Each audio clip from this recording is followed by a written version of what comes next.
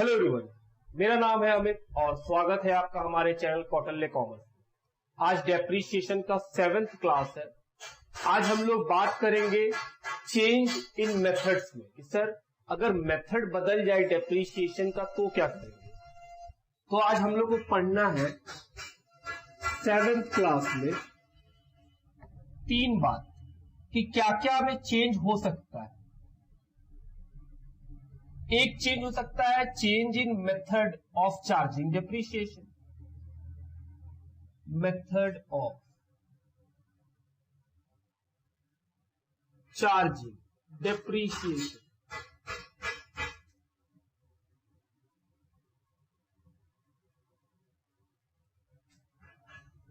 दूसरा हम लोग को पढ़ना है change in the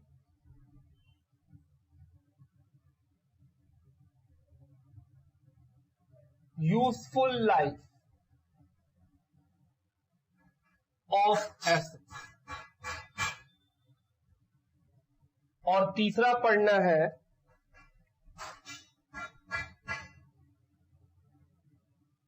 change in the value of assets, जिसको हम लोग बोलते हैं रीवैल्यूएशन।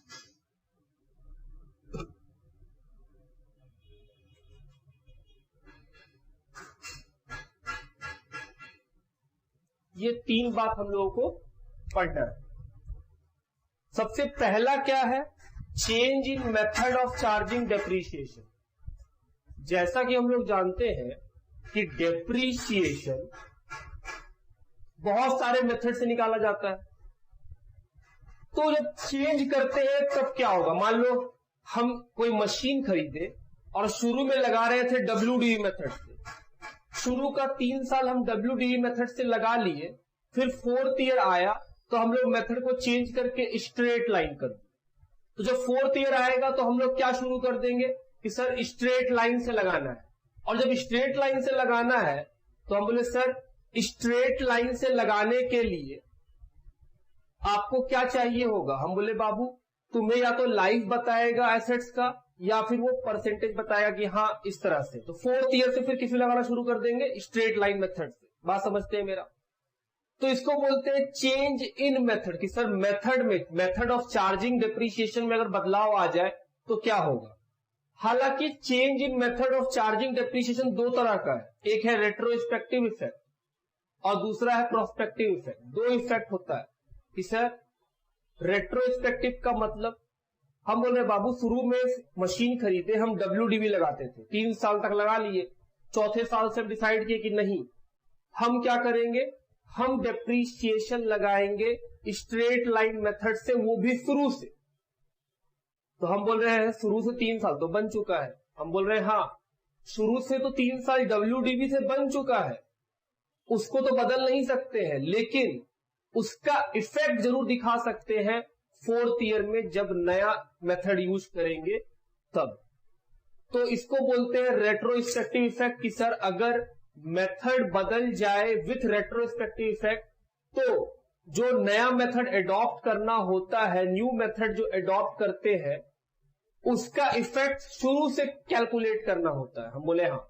और दूसरा होता है प्रोस्पेक्टिव इफेक्ट। इसका मतलब कि सर जिस साल से बोलेगा चेंज आया है उस साल से बनाना शुरू करेंगे। बात ठीक। हम लोग के इंस्टीट्यूट के बुक में क्या दिया हुआ है, हम लोग के इंस्टीट्यूट के बुक में प्रोस्पेक्टिव इफेक्ट दिया हुआ है, रेट्रोस्पेक्टिव का क्वेश्चन नहीं है।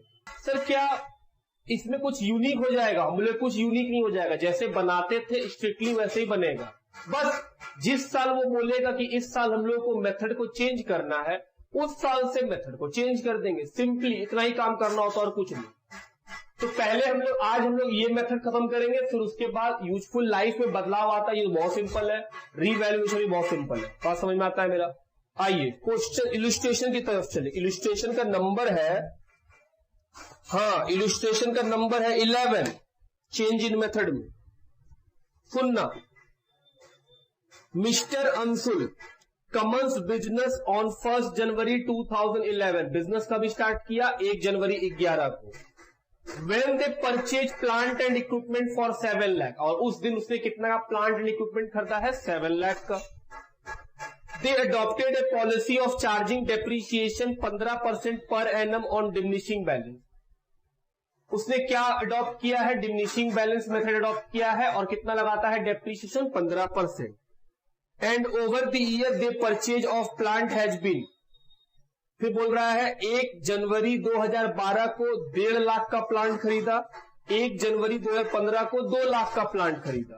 डेप्रिसिएशन कब लगता होगा? 31 दिसंबर को हर साल. फिर लिखा है on 1 January 2015 it was decided to change the method. लो, खरीदा कब है मशीन? 1 जनवरी 2011 को. मेथड कब बदल रहा है? 1 जनवरी 2015 से.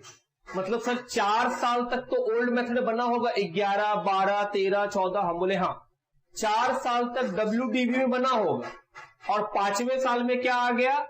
Straight line method. On this date, remaining useful life was assessed as 6 years for all the assets purchased before 1/1/2015. बोल रहा है 1/1/2015 से पहले जो भी एसेट्स होंगे उनका लाइफ 6 साल माना जाएगा, और जो एसेट्स 2015 में खरीदा जाएगा 1/1/2015 को, उसका लाइफ कितना है? 10 साल. कोई भी स्क्रैप नहीं है क्वेश्चन में. हम बोले ठीक. वो ये क्यों बता रहा है लाइफ? क्योंकि सर स्ट्रेट लाइन मेथड में लाइफ का जरूरत होगा हम लोग को. हम बोले हाँ, इसीलिए वो बता रहा है. क्या बनाने बोला है वो पढ़िए.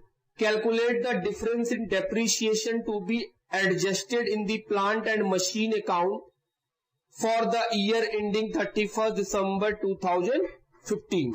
और फिर हम लोग को प्लांट एंड मशीन अकाउंट बना करके, प्लांट एंड इक्विपमेंट अकाउंट बना के भी दिखाना होगा. चलिए शुरू करेंगे इस क्वेश्चन को. आइए क्वेश्चन को एक बार हम लोग एक छोटा सा डायग्राम से कंट्रोल में ले आते हैं. पहला मशीन कब खरीदा? सर 1 जनवरी 2011 को. कितने का? 7 लाख. हम बोले हाँ. दूसरा मशीन कब खरीदा? सर 1/1/2012 को. कितने का? सर 1,50,000. तीसरा मशीन कब खरीदा? सर 1/1/2015 को. कितने का? 2 लाख. हम बोले हाँ. हम लोगों को बोला है कि 2015 का दिसंबर में कितना डेप्रिसिएशन लगेगा वो बताइए. मेथड भी किस दिन चेंज हुआ है? इस दिन. चार्टर्ड अकाउंटेंट जी एक बात बताओ, हम लोग को सिर्फ इस साल के बारे में बताना है. मतलब जब हम प्लांट एंड मशीन अकाउंट बनाएंगे तो वो सिर्फ इस साल का बनाएंगे, तभी तो इस साल का डेप्रिसिएशन लिख पाएंगे नया मेथड से. हम बोले हाँ. तो ये वाला मशीन यहां तक लाना पड़ेगा, ये वाला मशीन यहां तक लाना पड़ेगा. जब ला रहे होंगे तो किस मेथड से चल रहा होगा? पुराना मेथड से, WDV से. 15% का रेट से घटा के कहां तक पहुंचेंगे? 1/1/15 को. तब यहां क्या लिख पाएंगे हम लोग कि सर 1 जनवरी 2015 का आपके पास बैलेंस BD होगा. कितने मशीन का? हम बोले 2 मशीन का. 7 लाख तो 2011 में है और 1.5 लाख 2012 में है. चाहिए कहां पे? 1/1/15 में. तो क्या हमको वर्किंग करके इस मशीन, दोनों मशीन M1 और M2 को, ये जो M1 है और ये जो M2 है, इन दोनों को क्या हमको यहां तक लाना है? हम बोले हाँ. और जो सर तीसरा मशीन खरीदे, हम बोले वो तो इसी साल खरीदे हैं, वो तो इसी साल खरीदे. टू बैंक बोल के 2 लाख लिख देंगे. तो एक वर्किंग निकल गया सर कि इन दोनों का आपको रिटर्न डाउन वैल्यू चाहिए ऑन 1 जनवरी 2015. हम बोले हाँ. तो एक वर्किंग कर लीजिए. उसमें क्या है? वर्किंग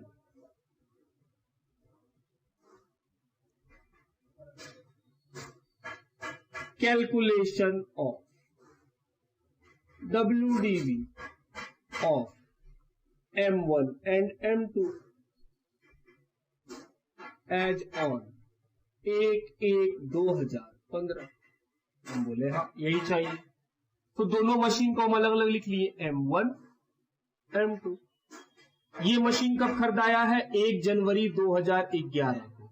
ये मशीन कब खरीदाया है? 1 जनवरी 2012 को. हम बोले बिल्कुल. चलिए कॉस्ट कितना में खरीदे हैं? 7 लाख। उस समय ये मशीन नहीं खरीदाया था। हम बोले हाँ।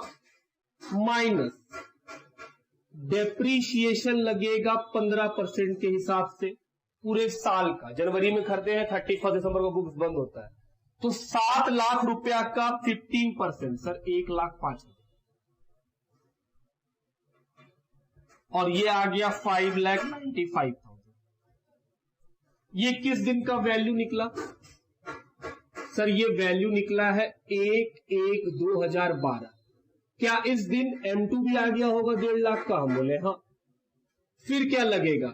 डेप्रीशिएशन। WDV मेथड का नियम क्या था? जो वैल्यू हर साल का बैलेंस बचता है उसके ऊपर लगता है। तो 15% पहला साल तो 7 लाख पे लगा, क्योंकि पहला साल वैल्यू कितना था M1 का? 7 लाख। सेकेंड ईयर में कितना वैल्यू है? 5,95,000, उसका 15%। हम बोले आइए,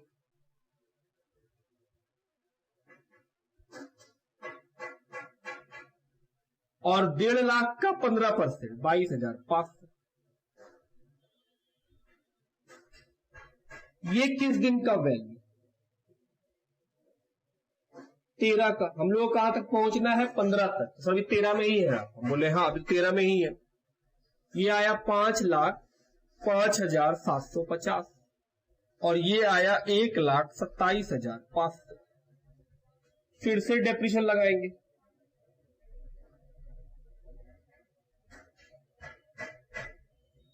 %15, तो 5,05,750 का 15%, 75,863। और 1,27,500 का 15%, 19,125। ये क्या निकला? WDV। किस दिन का? 14 का। सर अभी आप 14 में ही पहुंचे। हम बोले अच्छा, कितना बचा? 4,29,867। और यहां पर 1,08,375। क्या एक और साल का डेप्रीशिएशन लगेगा? बिल्कुल, 15% का। 4,29,867 रुपया का 15%, सर 64483। और यहां पर 16,256। क्या हम लोग पहुंच गए जहां पहुंचना था? WDV। जी पहुंच गए।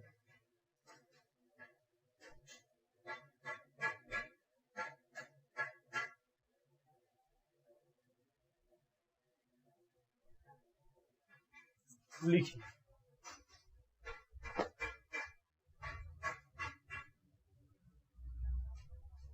सर इसको आप इसके अंदर क्यों नहीं बनाए? कोई क्वेश्चन का डिमांड पड़ी है, वो 2015 का डेप्रीशिएशन पूछा है आपसे। तो हम बोले सर क्या M1 M2 मिल गया? हम बोले हाँ। 365,402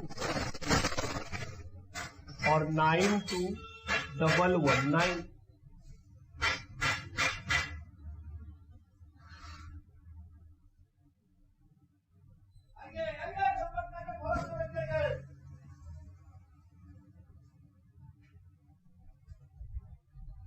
$4,57,523। अब इसी दिन एक और मशीन खरीदे।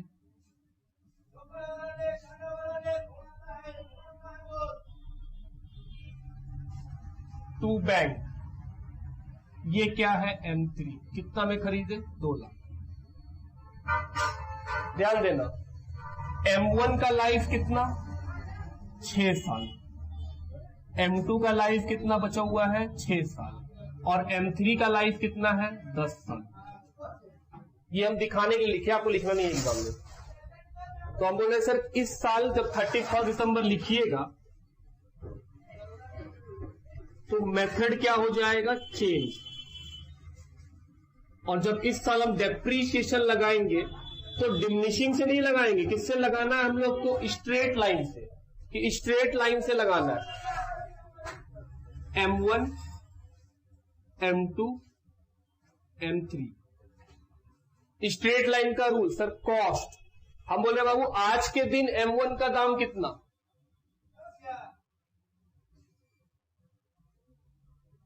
डिवाइडेड बाय डेप्रिसिएशन स्टेटमेंट कैसे निकालते थे? अगर रेट ना बताया हो तो सर आप लिखवाए थे कॉस्ट माइनस स्क्रैप, स्क्रैप तो बोला 0, डिवाइडेड बाय लाइफ, लाइफ है कितना 6 साल। सेकेंड वाला सर इसका भी 6 साल, थर्ड वाला सर इसका 10 साल, तो ये कितना निकलेगा 20,000। 92,119 को 6 से डिवाइड करो, 15,353 रुपया, और 3,65,404 को सर 60,900 रुपये। जोड़ो और जोड़ के बाहर 96,253। अब क्या निकाल सकते हैं? बैलेंस सीधी, तीनों मशीन का बैलेंस निकालो।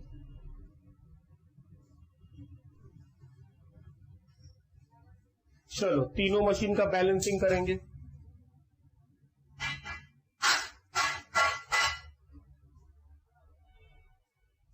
M1, M2, M3। M1 था 365,404 का माइनस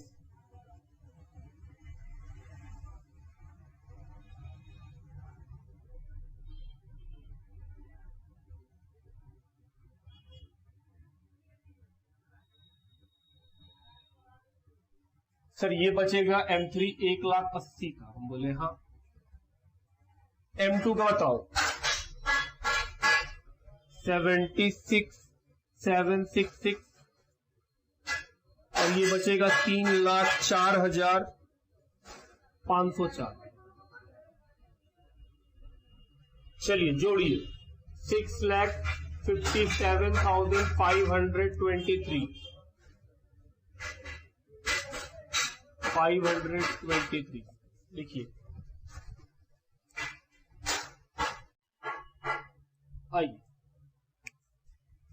अगला टॉपिक क्या है? Change in useful life of assets. अगर एसेट्स का कभी लाइफ घट या बढ़ जाएगा तो डेप्रीशिएशन भी उसी के अकॉर्डिंग घट या बढ़ जाएगा। मतलब सर समझिए, 1 जनवरी 2015 को एक एसेट्स खरीदे, कितने रुपए का? 1 लाख। जब इस एसेट्स को खरीदे थे तो इसका लाइफ था 10 ईयर।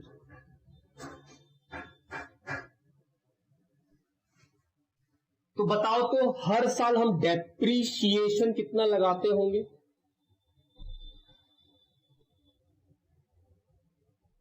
सर हर साल 1 lakh divided by 10,000, 1 lakh divide by 10, तो सर कितना आएगा? 10,000। ये क्या निकला? हम बोले डेप्रीशिएशन। हम बोले हाँ ये डेप्रीशिएशन है। तो 1,16 को एसेट्स कितना का बन गया? 90। फिर कितना लगा डेप्रीशिएशन? हम बोले वही सर 10,000। स्क्रैप नील है, स्क्रैप नहीं है क्वेश्चन में, मान लीजिए तो सर स्क्रैप नहीं। स्क्रैप रहता तो कौन सा कुछ हो जाता, 1 लाख में स्क्रैप को माइनस कर देते। अब क्या हो गया सर? 2 साल बीत गया, आ गए हैं 1,17 में, और दाम कितना हो गया होगा? 80। तो बोले हाँ। अब लाइफ कितना बचा होना चाहिए? 8 साल। जब हम 1 जनवरी 15 को खरीदे थे, लाइफ कितना था? 10 साल। 1 साल यूज किए तो सर 1 लाख रुपया का चीज है, 10 साल लाइफ है, तो हर साल का डेप्रीशिएशन कितना है? 10,000। हम बोले हाँ। 1 लाख डिवाइड बाय 10 क्या निकल जाएगा? 10,000। 1,16 को हमने सर अब 9 साल बाकी है और दाम बचा है 90,000। हम बोले बिल्कुल। फिर अगले साल हमने सर डेप्रीशिएशन लगा 10,000, अब 80,000 का एसेट्स है और लाइफ बचा है 8 साल। इस दिन आकर के लाइफ को दोबारा चेक किया गया, life of assets, useful life. थोड़ा अच्छा से लिख लो, यूजफुल लाइफ।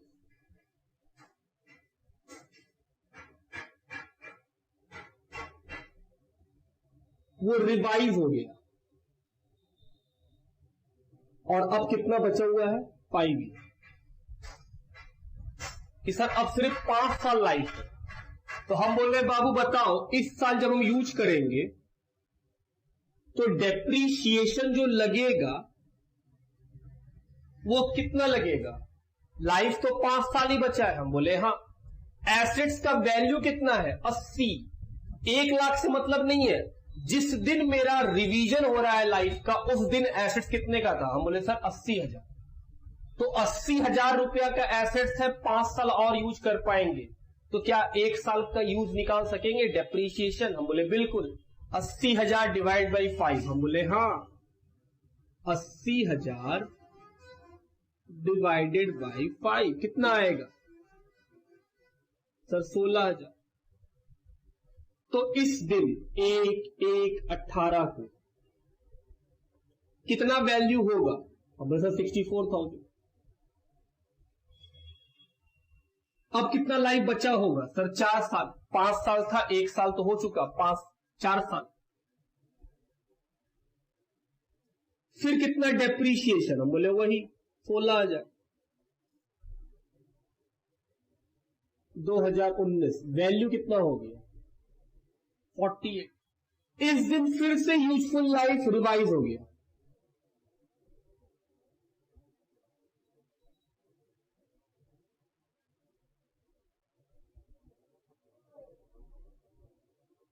और बोला अब इसका लाइफ 4 साल और है, तो क्या डेप्रीशिएशन फिर बदल जाएगा। हम बोले हाँ।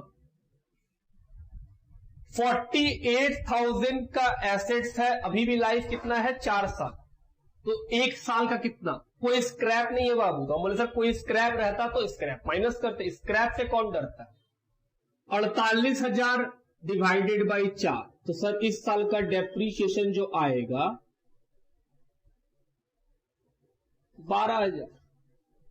तो 1/1/2020 को एसेट्स कितना का बचेगा। हम बोले 36,000। और लाइफ कितना बचेगा 3 साल, क्योंकि 4 था 1 बीत गया। इसको बोलते हैं कि सर अगर कभी एसेट्स के लाइफ में चेंजेस आएंगे तो उसके डेप्रीशिएशन में भी चेंज आ जाएगा कि सर पहले जो चलता होगा उससे कुछ अलग चलेगा। हम बोले हाँ। लिखो, इसी पे एक क्वेश्चन है सिंपल सा, और काफी सिंपल सा मेथड है ये। चलिए इलिस्ट्रेशन नंबर 12 को पढ़ते हैं। A machine costing 6 lakh is depreciated on straight line basis assuming 10-year working life and nil residual value for 3 years।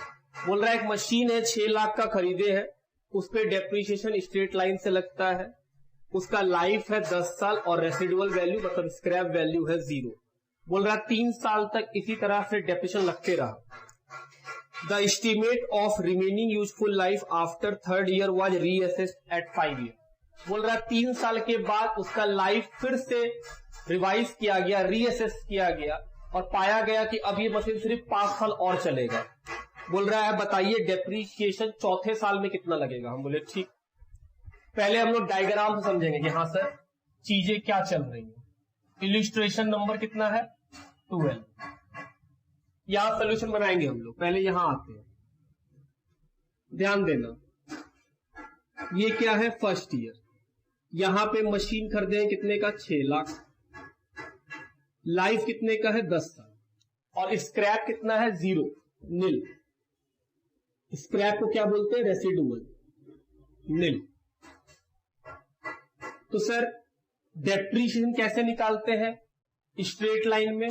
Cost minus scrap divided by life. Cost 6 lakh, ये क्या है कॉस्ट, सर कॉस्ट है 6 lakh, scrap 0 तो sir 6 he lakh divide by 10 60,000। Depreciation कितना लगा 60। जब second year आया होगा तो अब कितना कॉस्ट बचा होगा 5,40,000। लाइफ कितना बचा होगा 9 साल, 1 साल तो पार हो गया। बोले हाँ। फिर लगाओ डेप्रीशिएशन। सर इस साल भी वही आएगा 60,000। दाम बताओ सर 4,80,000। ये 3rd ईयर का बिगिनिंग हुआ, ये फर्स्ट ईयर का बिगिनिंग, ये सेकेंड ईयर में 3rd ईयर बिगिनिंग। तीसरे साल का एंड, फोर्थ ईयर में आ गए, क्या इस साल भी डेप्रीसिएशन 60 लगा? हम बोले हाँ। तो सर इस दिन तो दाम हो गया 4,20,000। हम बोले ठीक। बोला है जब थर्ड ईयर खत्म हो गया, मतलब फोर्थ ईयर का स्टार्ट हुआ, तो इस एसेट्स का लाइफ को, जो एसेट्स खरीदे थे 6 लाख में, वो फोर्थ ईयर आते आते कितना का बन गया है? 4,20,000 ड्यू टू डेप्रीसिएशन। हम बोले बिल्कुल। बोल रहा है उसका लाइफ वापस से रिवाइज कर दिया गया और अब उसका लाइफ कितना है? 5 साल। तो हम बोले सर, वो बोला है बताओ इस साल का डेप्रीसिएशन, क्या हम डेप्रीसिएशन निकाल पाएंगे? हाँ सर, 4,20,000 का दाम है चौथे साल में, लाइफ है 5 साल, तो डिवाइड कर दीजिए लाइफ से। तो 4,20,000 डिवाइडेड बाई 5, स्क्रैप तो बताया नहीं है क्वेश्चन। तो बोले सर तो बहुत सिंपल है, 4,20,000 डिवाइड बाई 5 कितना आएगा सर? 84,000। डेप्रीशिएशन 84,000। बोले बिल्कुल। सर एग्जाम में ऐसे थोड़ी बनाएंगे? बोले नहीं ऐसे नहीं बनाएंगे, वो तो समझाने का पॉइंट से बनाएंगे कि आपको क्लियर कट दिख जाए। बनाना है इधर आ जाएंगे। और क्या? सोल्यूशन, कैलकुलेशन ऑफ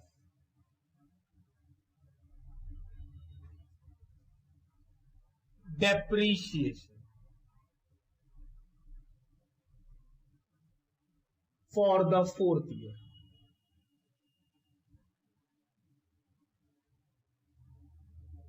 कि चौथे साल में क्या डेप्रीशिएशन लगेगा? बोले ठीक। सबसे पहले लिखो कॉस्ट ऑफ एसेट्स कितना? 6 लाख। लाइफ कितना? Sir 10 years. स्क्रैप कितना? नील। हम बोले हाँ नील।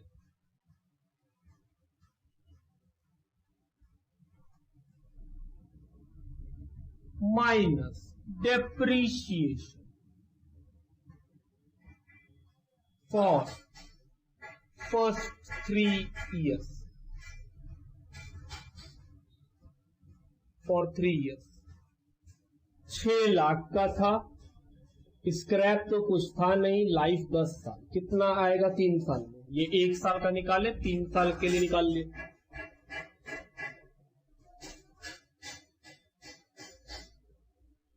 $4,20,000।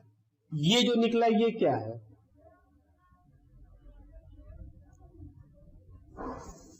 Balance of assets. एसेट्स ही नाम, machine, machine, balance of machine.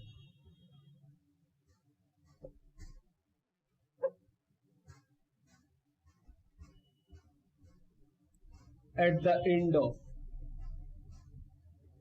Third year. तीसरे साल के अंत में कितना का बैलेंस है? 4,20,000।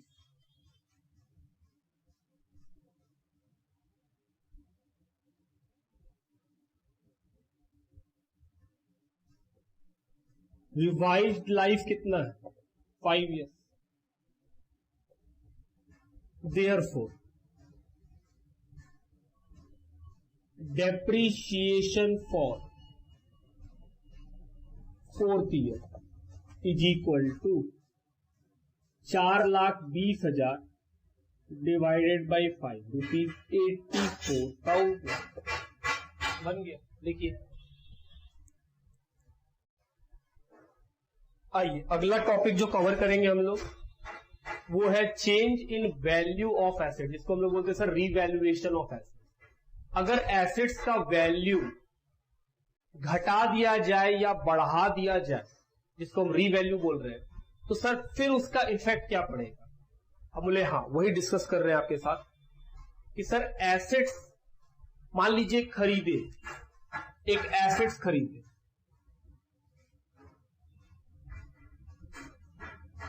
कब खरीदे हैं? 1/1/2016 को। कितने का? 1 लाख।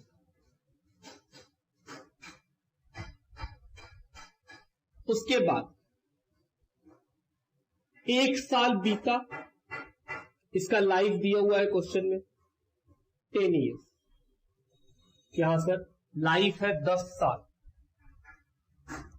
स्क्रैप हम बोले स्क्रैप 0, कुछ नहीं है। तो हर साल का डेप्रीशिएशन 10,000 है। हम बोले बिल्कुल।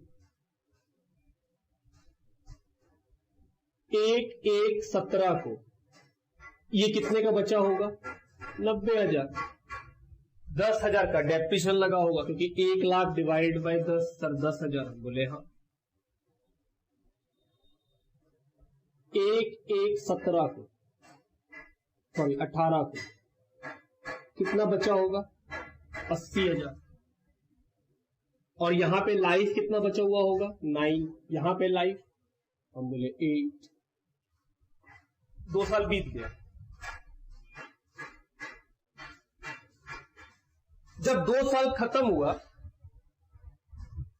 तो क्वेश्चन बोल रहा है कि 80,000 रुपया जो लिखे हैं एक्चुअल में वो 80,000 रुपया नहीं है, वो 1 लाख रुपया का है। इसका लाइफ जो इसका जो वैल्यू है वो कितने से बढ़ा दिया है? क्वेश्चन बोल रहा है the assets increase by ₹20,000 eight the end of 20 second. Question क्या बोल रहा है? क्वेश्चन बोल रहा है कि जो एसेट्स है वो सेकेंड ईयर के एंड में 20,000 से बढ़ जाएगा। तो हम बोले सर 80 का तो था ही, ये कितने का और बढ़ जाएगा? हम बोल रहे प्लस हो जाएगा 20। तो सर एक्चुअल में तो फिर एसेट्स का दाम 1 लाख बन जाएगा। हम बोले हाँ। तो सर इस साल फिर डेप्रिसिएशन कितना? हम बोले लाइफ कितना है? 8 साल। तो 1 लाख डिवाइडेड बाय 8 कितना आएगा डेप्रीशिएशन? बोले आओ चेक कर ले, अब तो दाम नया हो गया। डिवाइडेड बाय 8 सर ये आएगा 12,500 रुपए का डेप्रीशिएशन। तो 1/1/2019 को एसेट्स का दाम कितना हो जाएगा? फिर से 87,500। तो सर हम बोलना ये चाह रहे हैं आपके साथ कि अगर एसेट्स का वैल्यू रिवाइज कर दिया जाए कि सर उसका दाम बदल दिया जाए, चाहे बढ़ा के चाहे घटा के, तो जिस साल ये इंक्रीज या डिक्रीज होगा उस साल में उस वैल्यू को आप अपने पुराने वैल्यू में एडजस्ट कीजिएगा। जैसे 1 लाख रुपया का सामान था, वो घटते घटते कितना हो गया? 80। तो मेरा ओल्ड वैल्यू कितना है? 80। क्वेश्चन बोल रहा है 20,000 से बढ़ जाएगा। अगर क्वेश्चन बोलता है कि नहीं ये वैल्यू 20,000 से घट जाएगा तो हम घटा देते। क्या लाइफ वही रहेगा? हम बोले हो सकता है क्वेश्चन कुछ ना बोले तो लाइफ वही, कि सर 2 साल पार हो गया है, 10 का लाइफ था उस एसेट्स का, अब 8 का बचा है। और अगर क्वेश्चन लाइफ बदल देगा तो कौन सा डरते हैं? हम लोग देख लिए कि हाँ सर लाइफ भी रिवाइज हो सकता है, तो लाइफ को बदल देते। तो जैसे मेरे क्वेश्चन में क्वेश्चन क्या बोला कि एसेट्स 20 से बढ़ गया, तो जो 20 बढ़ाना है वो क्या 1 लाख पे बढ़ाना है? बोले नहीं, वो सेकेंड ईयर के एंड में जो वैल्यू आया था 80,000 उस पे बढ़ाना है। तो सर 80 + 20 कितना हो गया? 1 लाख। लाइफ कुछ नहीं बोला तो हम बोले सर वही है। फिर 10 साल उस एसेट का लाइफ था, 2 साल यूज कर लिए, तो अब 8 साल बचा हुआ, वही 8 साल लेके बनाइए। तो अगले साल जब डेप्रिसिएशन निकालेंगे तो 80 पे नहीं, कितने पे निकालेंगे हम? 1 लाख पे। 1 लाख डिवाइड बाय 8 कितना आया सर? 12,500। अगले साल वैल्यू कितना होगा? 87,500। बात समझते हैं मेरा? अब आते हैं सर इसका अकाउंटिंग ट्रीटमेंट भी कुछ होगा। हम बोले हाँ, वैल्यू बदलेगा तो अकाउंटिंग ट्रीटमेंट होगा। सुनना ध्यान से।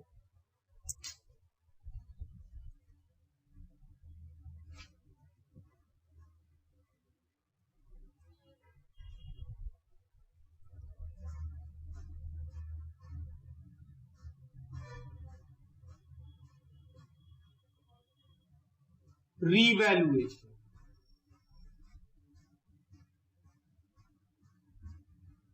फॉर द फर्स्ट टाइम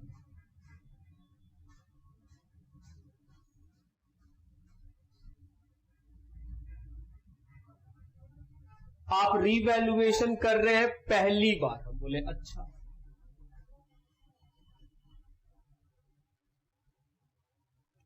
और या फिर आप रीवैल्यूएशन कर रहे हैं इससे पहले उस एसेट्स को रीवैल्यू कर चुके थे।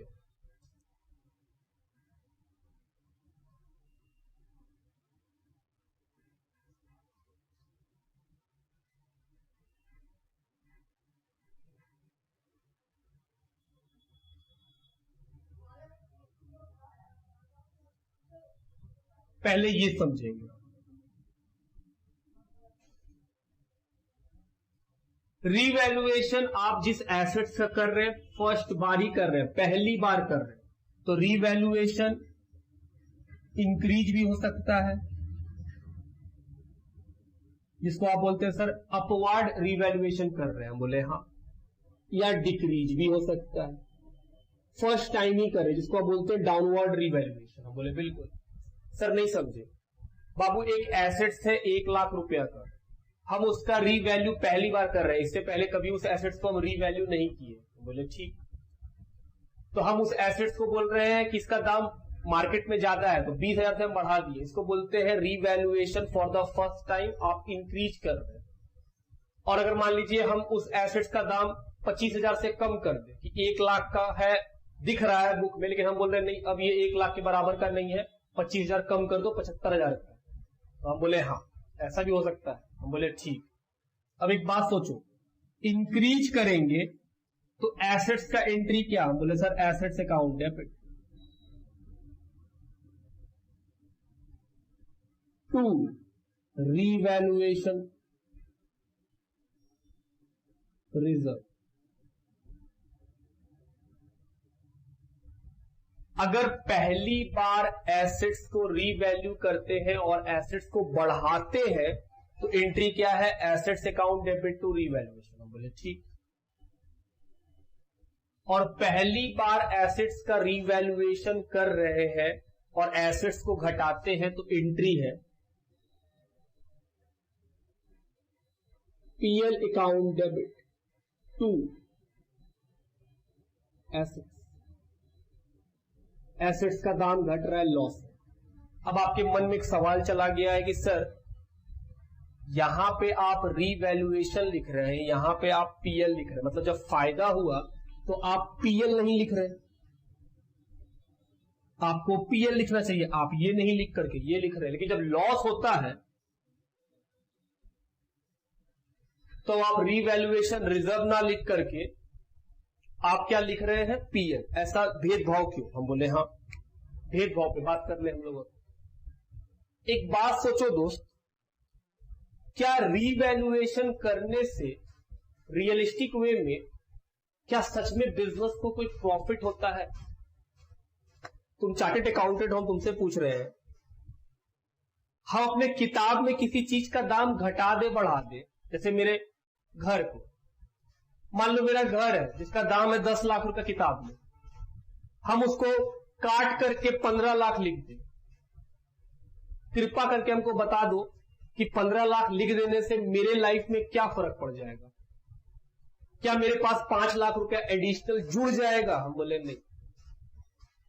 तो हम बोल रहे हैं जब एसेट्स को बढ़ा दोगे अपने मन से रीवैल्यू करके तो उससे तो कुछ फर्क पड़ता ही नहीं है।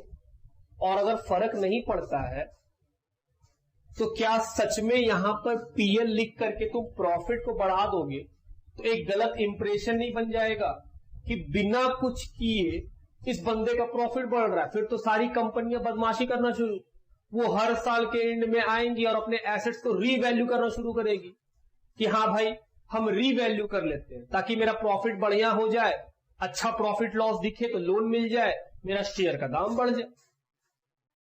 तो क्या गवर्नमेंट ऐसा चाहेगी कि तुम बिना कोई धंधा किए प्रॉफिट कमाते जाओ? कुछ कर ही नहीं रहे हो, बस साल का अंत आता है बोलते आओ रीवैल्यू करें और प्रॉफिट बढ़ा ले।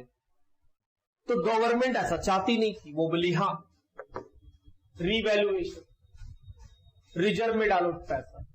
लेकिन जब लॉस होता है तब सर आप एसेट्स का दाम घटाते हैं तब तो आप पीएल में डालते हैं। हम बोले हाँ जब एसेट्स का दाम घटता है तब हम पीएल में डालते हैं, क्योंकि जो लॉस है, अगर बिजनेस को लॉस हो रहा है एसेट्स के घटने से, क्योंकि उसका यूजफुल लाइफ अगर घट गया है तो उसका वैल्यू घट गया है, हो सकता है कि नया एसेट्स आ गए हो मार्केट में मॉडर्न टेक्नोलॉजी के साथ, तो इस एसेट से तो ऐसे भी आपको अब लॉस ही होने वाला है। ये लॉस पीएल में दिखाओगे तो बिजनेस को लॉस होना शुरू हो जाएगा। तो कोई भी बिजनेस अपना एसेट्स को रीवैल्यू डाउन साइड ना करे, क्योंकि अगर आप डाउन साइड रीवैल्यू कीजिएगा तो बिजनेस को लॉस दिखना शुरू होगा, लॉस दिखना शुरू होगा तो लोन लेने में दिक्कत होगा, प्लस शेयर का दाम गिरेगा मार्केट में। ये भी एक लॉजिक है कि हाँ सर, इसीलिए एसेट्स को जब हम लोग रीवैल्यू करते हैं डाउन साइड तो लॉस तो होता है, लेकिन लॉस कहां जाता है? पीएल में। लेकिन जब रीवैल्यू करते हैं अप साइड, बढ़ाने के साइड में, तब जो प्रॉफिट होता है वो पीएल में नहीं जाता है, कहां जाता है? रीवैल्यूएशन रिजर्व में जाता है। यहां तक का बात ठीक। अब आगे, अगर हम रीवैल्यूएशन इससे पहले ऑलरेडी कर चुके थे कि सर इससे पहले हम रीवैल्यूएशन किए हैं, दोबारा फिर से कर रहे हैं, हम बोल सकते हैं सर ये दोबारा है। मान लो इस एसेट्स का हम रीवैल्यू कर लिए, हम दोबारा कर रहे हैं।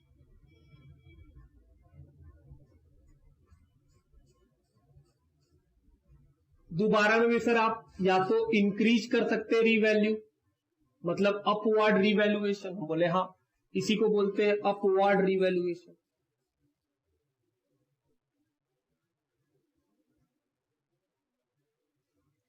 या आप डिक्रीज कर सकते हैं फिर से, जिसको बोलते हैं डाउनवर्ड रीवैल्यूएशन।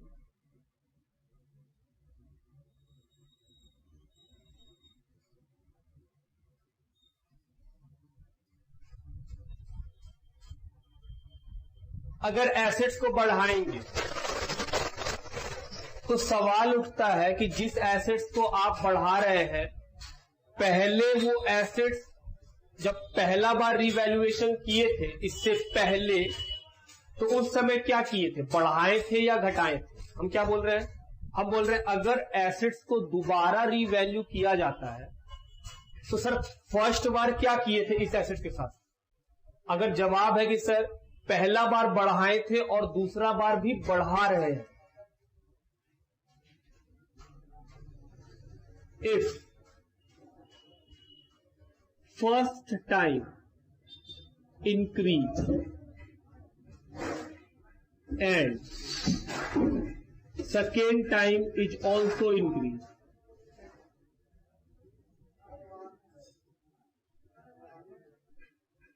पहला बार भी बढ़ाए थे, दूसरा बार फिर से बढ़ा ही रहे, एंट्री हम बोले वही assets account debit to revaluation reserve.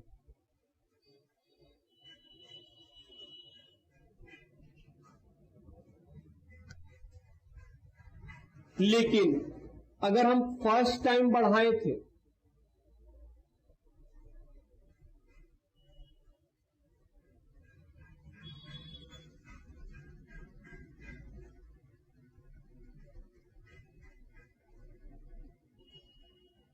First time increase किए थे एंड सेकेंड टाइम हम डिक्रीज कर रहे,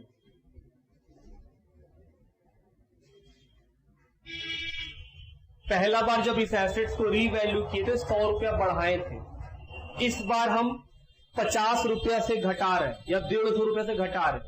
समझिएगा बात, मेरा एक एसेट्स है जिसको हम पहला बार रीवैल्यू कैसे किए थे? ऊपर 100 रुपया बढ़ा दिए थे, तो एंट्री क्या हुआ होगा पहला बार में? Assets account debit to revaluation reserve. हम बोले हाँ, कुछ समय के बाद हम लोग फिर से रीवैल्यू करने आ गए, लेकिन इस बार हम 150 रुपए से घटा रहे हैं। पहला बार कितना बढ़ाए थे? 100, अभी कितना घटा रहे हैं? 150। तो क्या करना होगा? हम बोले पहला बार जितना रुपया तक बढ़ाए थे, इस बार उतना रुपया तक घटाने का नाम रहेगा रीवैल्यूएशन। समझिएगा बात, हम बोले सर एसेट्स तो घटाइएगा, तो एसेट्स क्रेडिट, हम बोले हाँ एसेट्स क्रेडिट। डेबिट क्या होगा? मन में सवाल आएगा पीएल, और क्या होगा? अभी तो आप बताएं। हम बोले हाँ वो तो फर्स्ट टाइम था। सेकेंड टाइम या उसके बाद में सब्सिक्वेंट टाइम में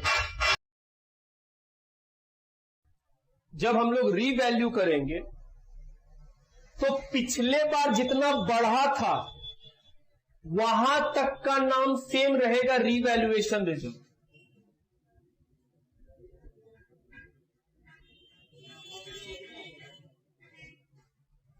पहले बार एसेट्स को 100 रुपया से बढ़ाए, दूसरे बार एसेट्स को 150 रुपए से कम कर रहे हैं, तो हम बोल रहे हैं जो 100 रुपया पिछले बार आप रीवैल्यूएशन रिजर्व लिखे थे उतना रुपया का लॉस रीवैल्यूएशन रिजर्व से खत्म करा लेंगे और बाकी का पीएल को दे देंगे।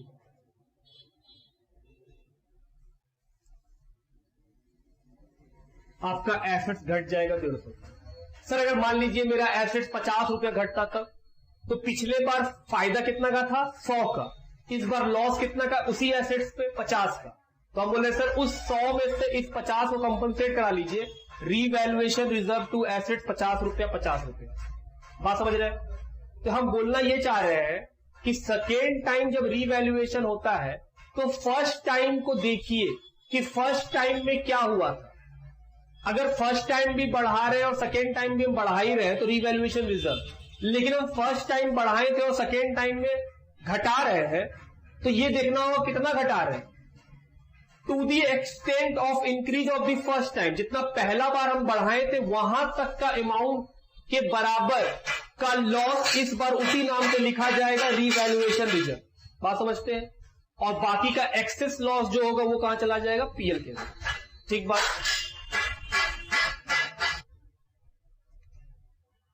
सर अगर फर्स्ट टाइम में डिक्रीज किए हो और सेकेंड टाइम में भी डिक्रीज हो तो हम बोले दोनों बार लॉस होगा और क्या। First time decrease and second time decrease. हम बोले इसमें दिक्कत है ही नहीं, पीएल को डेबिट कर दो और एसेट्स को क्रेडिट कर दो। तो अगर फर्स्ट टाइम भी डिक्रीज हुआ है और सब्सिक्वेंट टाइम भी डिक्रीज ही हो रहा है तो sir PL account debit to assets. हम बोले हाँ। सर फर्स्ट टाइम डिक्रीज हुआ है और सेकेंड टाइम इंक्रीज हो रहा है,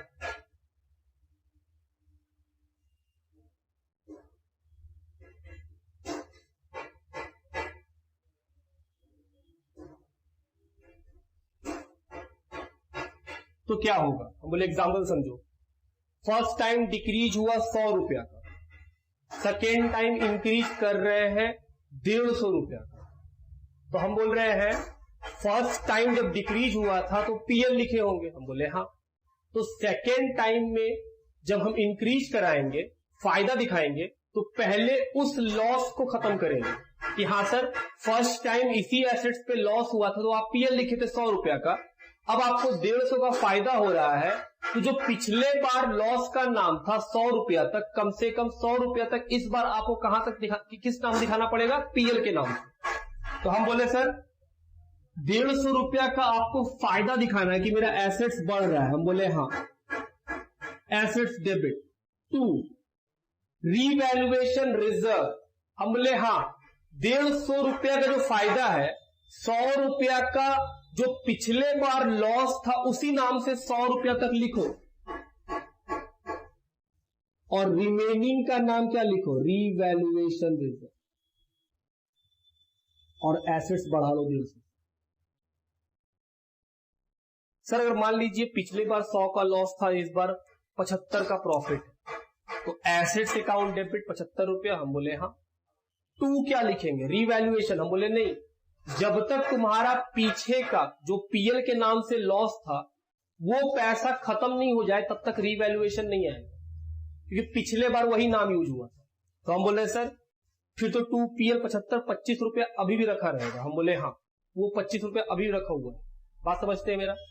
तो ये वाला बात हम लोग का, सर पीएल में कुछ रखा नहीं रहता। हम बोल रहे हाँ बाबू, पीएल में कुछ रखा नहीं रहता है, मतलब पिछले बार जो नाम लिखे थे उसी नाम को टू दी एक्सटेंड, जितना पिछले बार रुपया लिखे थे पीएल में उतना ही पैसा इस बार लिखना पड़ेगा कम से कम, कि सर यहां तक तो लिखना पड़ेगा। इसके बाद अगर प्रॉफिट होगा तो रीवैल्यूएशन प्रॉफिट। समझ रहे बात मेरा?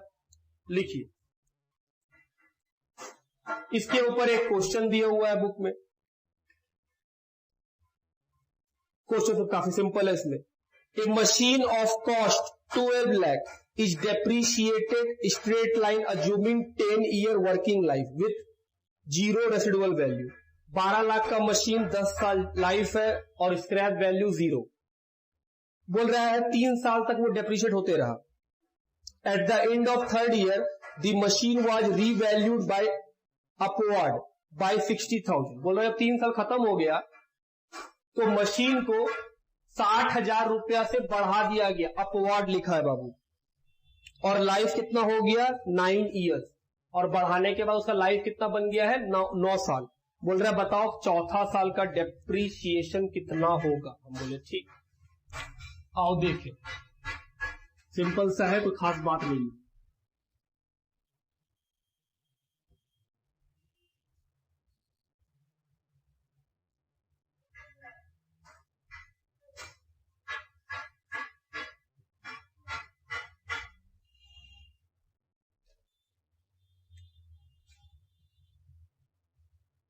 Illustration number 13। अब बोले सर कॉस्ट ऑफ एसेट्स कितना दिया हुआ है, एसेट्स है या मशीन, कॉस्ट ऑफ मशीन दिया हुआ है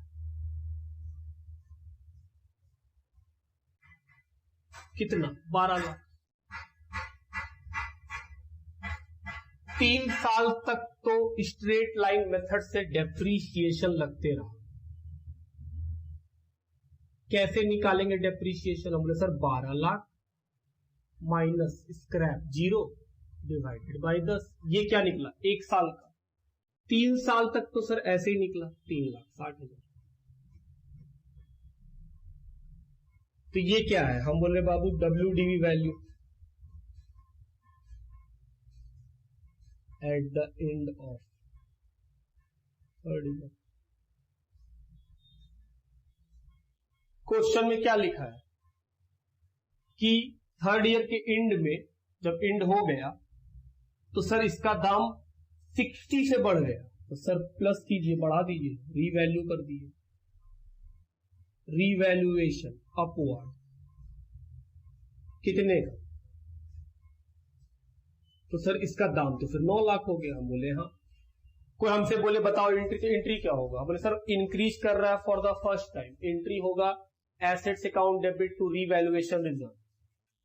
एंट्री क्या होगा सर मशीन अकाउंट डेबिट, बोले हाँ, टू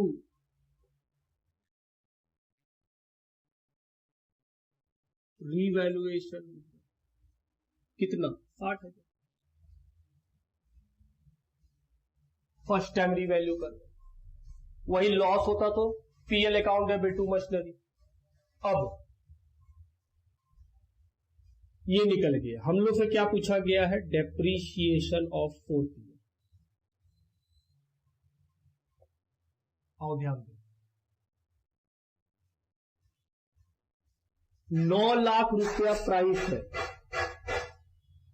तो सर 9 लाख रुपया नया दाम, माइनस करते हैं क्या स्क्रैप, डिवाइड बाय लाइफ।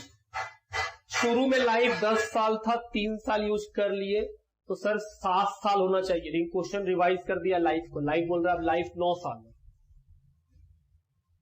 तो चौथा साल का डेप्रीशिएशन 1 लाख रुपए। बात समझ में आता है। तो सर अगर इसका अकाउंट बनाते तो क्या फर्क पड़ता, हम बोले बाबू वो फर्क नहीं पड़ता, 3 साल तक तो वैसे ही बनता, अगर मान लो इसका अकाउंट बनाना ही पड़ जाए। चलिए हम अकाउंट बना ही लेते हैं ताकि क्लियर कट रहेगी, हाँ सर बदलने से क्या अंतर आ जाएगा। चलो शॉर्ट में बना रहे हैं हम machine account.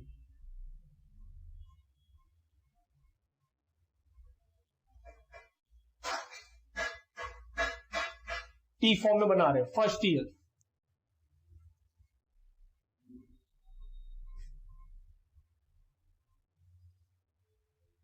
To bank 12 lakh. End of first year में क्या होगा depreciation, end of first year by depreciation कितना सर 1,20,000। क्या निकल जाएगा बैलेंस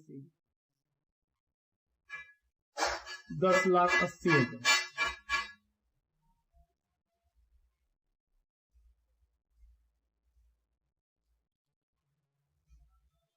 12 लाख पहला साल खत्म। फिर क्या होगा second year to balance BG 10,80,000। End of second year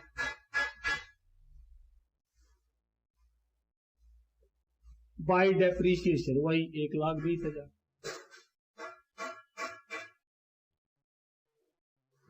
$9,60,000 balance.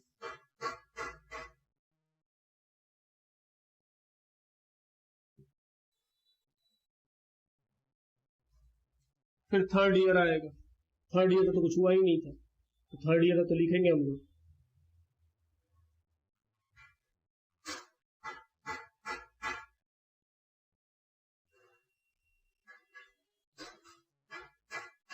क्या लगेगा बाय डेप्रीशिएशन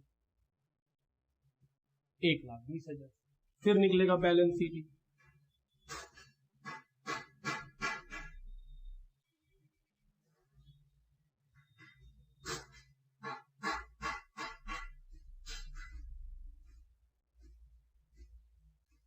फोर्थ ईयर आ गया, चेंज वाला साल, सबसे पहले लिखेंगे बीडी।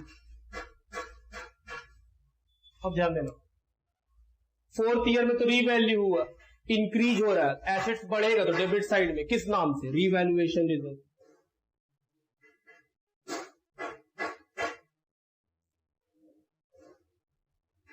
तो एसेट्स कितने का बन गया सर, 9 लाख, और लाइफ कितना है इसका 9 ईयर, रिवाइज होके लाइफ कितना हो गया 9 साल, तो 9 लाख का एसेट्स है, लाइफ है 9 ईयर, तो depreciation end of fourth year कितना डेप्रीशिएशन सर 1 लाख, वो निकाले भी 1 lakh by balance CD 8 lakh.